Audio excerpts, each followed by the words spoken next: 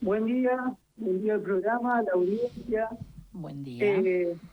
Nos estamos escuchando acá, estoy en altavoz, estoy con la licenciada Fortunito Marcela y el licenciado psicólogo está aquí en Caluca. Bueno, ¿cómo evalúan la situación desde salud mental, Mario? Buen día, ¿cómo andan? Lucas por este lado hablando. Bien. Bien, es una situación por ahí que emerge, que aparece y impacta claramente. Entonces por ahí lo que nosotros denominamos una situación de emergencia, digamos, sanitaria o de emergencia en salud mental. ¿Por qué? Porque esta problemática en particular genera un impacto en la población. No son situaciones, digamos, que derivan en una crisis o que derivan en una atención o en una intervención, sino que también derivan en una prevención. Con muchos, digamos, toda muerte por suicidio es un hecho sumamente triste, un hecho sumamente lamentable, impacta emociones de todas las personas que rodean a esa persona que decide tomar esa decisión. Y ahí hablamos de familiares, hablamos de amigos, hablamos de vecinos, hablamos de compañeros de trabajo, compañeros de deporte, toda la comunidad.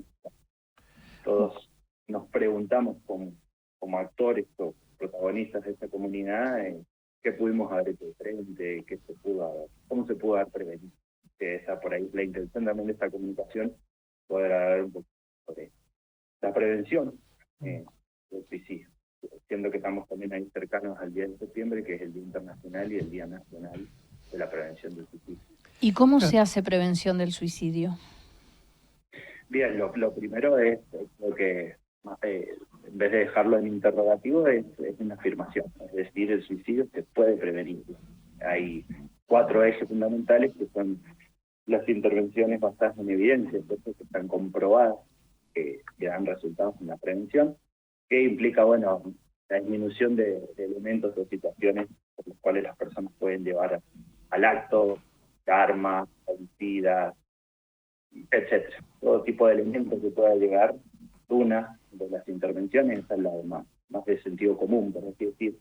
Pero después también tenemos esto que estamos haciendo acá en conjunto con ustedes, que los medios de comunicación puedan brindar una información responsable, una información precisa y efectiva sobre esta problemática en particular. Hay muchos mitos, hay muchas falsas creencias, hay muchos digamos, sesgos y prejuicios que encierran y que rodean el suicidio. Después también está fortalecimiento de habilidades socioemocionales en adolescentes y en adultos. Es un trabajo que no solo de los equipos de salud, sino también de la comunidad en general. Y por último, el eje de la detección, la evaluación y un seguimiento adecuado de todas las conductas suicidas. Eso es, digamos, lo principal que por ahí, como órgano de aplicación de la ley 27130, que es la ley de prevención del suicidio nacional, estamos en el Ministerio de Salud y es el órgano principal de aplicación de dicha ley. También está el trabajo que se hace después de un suicidio, ¿no? O sea, lo que se llama posvención, ¿no? Claro, y es el momento en el que nos encontramos en la localidad, trabajando no solo desde el área de salud mental, sino también de manera intersectorial, con distintos actores de la comunidad.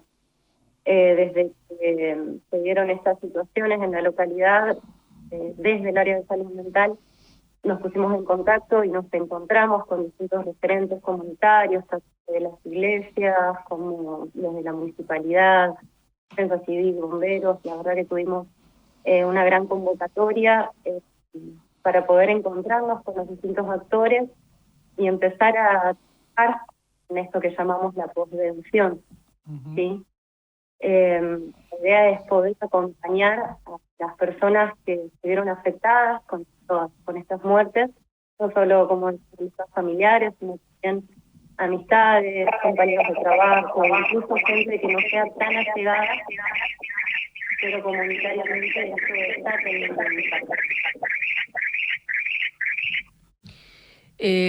Tenemos un eco en la comunicación, no sé si están cerca de algún receptor o algo, o será también porque están con altavoz.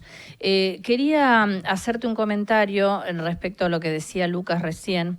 el hecho de hablar de suicidios. Es verdad que en los medios hay una situación muy debatible respecto a la decisión de hablar o no hablar de estos temas, pero también la provincia, es muy reciente el cambio de paradigma que han hecho desde Salud Pública, porque la provincia tampoco tenía estadísticas sobre este tema, no se registraban los suicidios directamente. Entonces, también nos costaba muchísimo encontrar un referente o alguien para hablar de este tema. Recién ahora, digamos, que el tema del suicidio encuentra una respuesta del otro lado y podemos hacerlo público y podemos prevenir también hablándolo en los medios. Sí, por ahí se me ocurren un montón de respuestas o de factores a tener en cuenta, pero por ahí también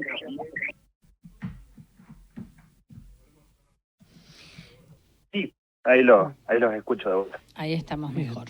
Se nos había armado un lío bárbaro. No, no hay problema.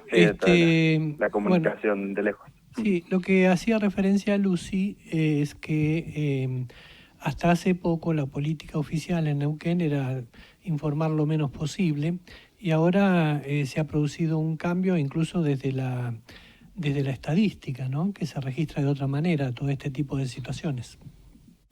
Claro, sí, por ahí el proceso tiene más que ver con esto de que tenemos, digamos, dos tabú. Uno es la muerte y otro es el suicidio, que son dos tabú importantes, en donde por ahí la gente en el general trata de no opinar al respecto de estos temas, a no ser que por ahí tenga un respaldo, una formación específica, o por ahí algún contacto con bibliografía, con capacitaciones. Eso creo que da por ahí un poquito de respuesta. Pero en la provincia de Neuquén hay un protocolo de abordaje sociocomunitario de suicidio, tenemos la ley nacional, digamos que estamos adheridos a la 27130, que es de prevención del suicidio, y hace muchos años que vienen trabajando muchos referentes comunitarios, ¿cierto? Porque no solamente es una problemática que es abordada por el Ministerio de Salud, sino también iglesias, organizaciones sociales, organizaciones deportivas o recreativas, un montón de otros, digamos, referentes barriales, organizaciones no gubernamentales, etcétera. Entonces por ahí se ha venido trabajando. Lo que nos genera por ahí, o lo que aparece, los tantos mitos que hay alrededor del suicidio, uno es ese, hablarlo capaz que lo provoca, o hablarlo capaz que es un factor de riesgo. Entonces, no, todo lo contrario, poder habilitar la palabra, poder habilitar el espacio de escucha, mejora muchísimo el aspecto de la detección, ¿cierto? Sí, esto no implica que todas las personas tengan que saber detectar, pero sí hay ciertos, digamos, indicadores o señales. Tenemos la desesperanza, sentimientos de debilidad, soledad y fracaso, dificultad para dormir y comer, depresión, desinterés y desmotivación, aislamiento y retraimiento, ideas negativas. Y principalmente si una persona manifiesta no tener intenciones de vivir, también ese es otro mito por ahí. Se escucha el perro que ladra no muerde, o persona que amenaza con quitarse la vida no lo va a hacer. Sí, es todo lo contrario. Sí, una persona que ya no está avisando, es necesario por ahí que se pueda acercar a un espacio de salud. Porque además, lo que estábamos charlando recién aquí, cada persona es una singularidad, ¿no? No se puede generalizar en estas cosas, hay que conocer la situación de la persona en cuestión y todos los factores que pueden jugar, ¿no? Que si le aplicamos una generalización podemos cometer un error muy grande, ¿no? En eso sí alcancé a escuchar un poquito esa parte y es muy acertado, ¿cierto? O sea, la salud mental es un proceso determinado por componentes históricos, socioeconómicos, culturales, biológicos y psicológicos, y está en constante dinamismo. Pero aparte de eso, no solo las personas que cometen una conducta suicida no están siempre atravesadas por un trastorno de salud mental. Eso también es otro mito. Por ahí la gente piensa, tal persona tiene depresión. Y la depresión sí es un trastorno que está muy asociado a la conducta suicida o a la autolesión, pero no es el único factor. Claro. Hay muchos otros, digamos, situaciones que inclusive hay respuestas de afrontamientos a crisis, en donde la persona a través de la impulsividad puede llevar a cometer un acto suicida, y no está atravesado por un trastorno de salud mental esa persona. Te hago pérdida de trabajo, pérdida de la pareja, etc. Te hago una pregunta concreta.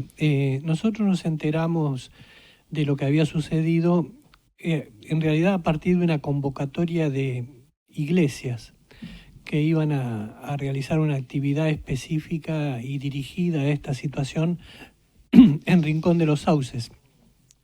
Me comentaban ustedes anteriormente que las iglesias en general son parte de todo lo que se puede trabajar en prevención y asistencia de la posvención en estos casos. ¿Es así, Lucas? Claro, tanto las iglesias como muchos otros espacios de referencia, como ya te habían nombrado, incluyen estos factores de protección que le llamamos, ¿cierto? Así como hablabas de la subjetividad o de la individualidad de cada ser humano, también tenemos por ahí, como para no meter a todo en la misma bolsa, pero sí tenemos factores de protección y factores de riesgo, es decir, que aumentan la probabilidad o disminuyen la probabilidad. Aún así, no se puede a ciencia cierta poder determinar que una persona lo haga o no lo haga. Pero dentro de esos factores tenemos el mostrar interés, apoyo, el ser receptivo humanitario, entender al otro como un sujeto de derechos, contener, privilegiar la escucha. Por ejemplo, estos factores que yo te nombré, muchas veces son ejecutados por iglesias, por clubes, por referentes barriales, por organizaciones no gubernamentales. Entonces, por la comunidad en general. Una vecina que te invita a tomar mate, a comer algo, capaz que estuviste jugando a la pelota un rato ahí en la cuadra con tus amigos. Digo, todos esos espacios sirven, son factores de protección. Y un factor que por ahí de riesgo, que también nos atraviesa bastante la comunidad, es el consumo problemático de sustancias. Es algo que también es a tener en cuenta y que ha crecido muchísimo en lo que es estadístico. Lamentablemente, estadísticamente nos va mal en ese aspecto, ¿no? Claro, y sobre todo por ahí, en todo lo que es la comarca petrolera, ha aumentado muchísimo, digamos, los índices de personas por ahí que están atravesadas por el consumo problemático de sustancias. Y retomando a la pregunta de por qué ahora o cómo se viene o por qué no se venía trabajando de antes, etcétera, creo que también hay un factor importante que involucra las políticas públicas. De datos de la Organización Panamericana de la Salud, que se desprende de la Organización Mundial de la Salud, los países de Latinoamérica destinan el 10% del PBI a salud, pero a salud mental solamente el 1%. Y en la gran mayoría de los países menos que el 1%. Entonces, creo que eso también da cuenta de que no se prioriza adecuadamente la salud mental. Eso también me parece importante para tomarlo. Es un dato de la realidad. Sí. Claro, es un dato objetivo, más allá de las opiniones, sin entrar en una política nacional, provincial, o apuntar hacia una persona o a otra, porque esto se traslada desde hace muchos años y aún así todavía no se ve impactado, por más de que la OPS o la OMS lo denuncie, aún así no se ven modificaciones, sobre todo acá en Argentina. Bueno, Lucas, gracias a Mario, Marcela creo que se llamaba la otra chica. Gracias por habernos atendido y la oportunidad de hablar un poco de este tema que tenemos la obligación que deje de ser tabú para ser un tema que se pueda hablar y que se pueda, por lo tanto, avanzar en todo lo que sea prevención y asistencia en la salud mental para este rubro en particular. Muchas gracias. Muchas gracias. Yo solamente quisiera ir por agregar un poquito, le paso 2 segundos el teléfono a Mario. Bueno, volviendo un poco por ahí, todo este contexto ha sido como de mucha responsabilidad para el equipo de salud, contestar y ser responsable con todos los medios en los tiempos adecuados, por eso por ahí vamos cambiando las voces, ¿no? Somos un equipo de salud mental que hace tiempo trabaja fuertemente con una visión en la comunidad, por eso digamos este trabajo intersectorial. Pero bueno, también queremos comunicar, digamos que a veces es difícil completar ese trabajo, sostenerlo, porque precisamente hay dificultades también en la conformación de los equipos, no llegan los profesionales, hace tiempo que tenemos pendiente concursos de psicólogos que no se han llevado adelante, y eso es una dificultad a la hora de abordar concretamente, quizás en el lugar especializado, la problemática y dar respuestas, ¿no? Entonces, alertar de esto también y hacer un llamado a la reflexión, una solicitud al fortalecimiento de la política pública.